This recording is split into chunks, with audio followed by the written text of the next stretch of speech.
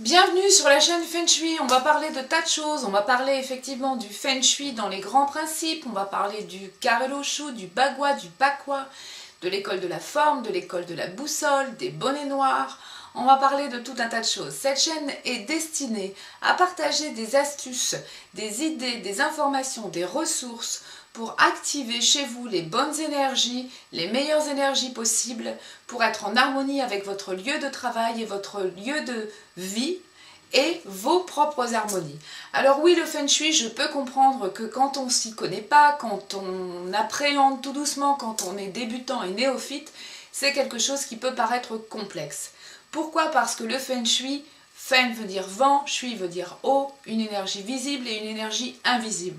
Alors oui, l'invisible, c'est quelque chose qui est particulier, c'est quelque chose qui pour nous, esprits occidentaux, est quelque chose de difficile à appréhender. Pourtant, l'invisible, il y en a de l'invisible. Vous avez la loi de la gravité, vous avez l'air, vous avez l'oxygène, pas d'air, pas d'oxygène, plus personne. Vous avez les effets de la lune, troublant la lune, les effets invisibles de la lune, les effets du soleil sont visibles. Effectivement, le soleil, quand il y a quelques rayons, notre comportement, notre humeur, qui on est, change complètement. Quand on prend un petit peu trop de soleil, on a aussi l'impact de ça sur nous. On est brûlé, on a un impact visible. Pour autant, la lune, les énergies de la lune ont des marqueurs invisibles. Pourquoi les maternités, les soirs de pleine lune, sont complètement en effervescence? Les sages-femmes n'en peuvent absolument plus parce que les naissances se bousculent ce jour-là. On plante les légumes, les personnes avant, de l'avant-temps, encore maintenant je crois, je ne suis pas une grande spécialiste en jardin, mais on plante les légumes en fonction du calendrier lunaire. La lune, lorsque l'on met du linge dehors, le soir de pleine lune, eh bien le lendemain il est tout blanc. On voit bien effectivement qu'il y a, à travers ce petit exemple un peu ludique, des énergies invisibles qui ont un impact.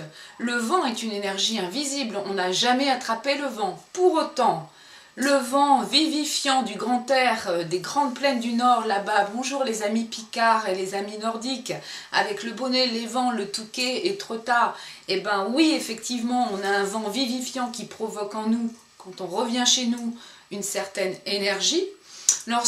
Plus sérieusement, lorsqu'on emmène des enfants à la montagne avec un vent particulièrement froid et vivifiant, chez nous les adultes, on va plutôt avoir une tendance à être fatigués. Et sur certains enfants, ça va provoquer complètement l'inverse, ça va être des enfants qui vont être très énervés. On voit juste à travers ces deux petits exemples que les énergies invisibles, ben oui, il y en a. Le Feng Shui, c'est quoi? C'est essayer d'appréhender, c'est essayer de capter, et ensuite de dynamiser, d'activer les énergies visibles, les énergies invisibles, de façon à améliorer notre bien-être et à améliorer notre chez nous intérieur et notre chez nous soi. Alors voilà, j'étais un petit peu bavarde sur cette première présentation de chaîne. J'espère que vous allez venir vite m'y retrouver de façon à ce que on puisse partager ensemble des choses très sympathiques, des astuces, des conseils. Ce que je souhaite, c'est que cette chaîne soit vraiment ludique, simple, efficace, compréhensible pour le plus grand nombre, de façon à améliorer votre bien-être intérieur et votre bien-être surtout extérieur. À bientôt mes amis du Feng Shui.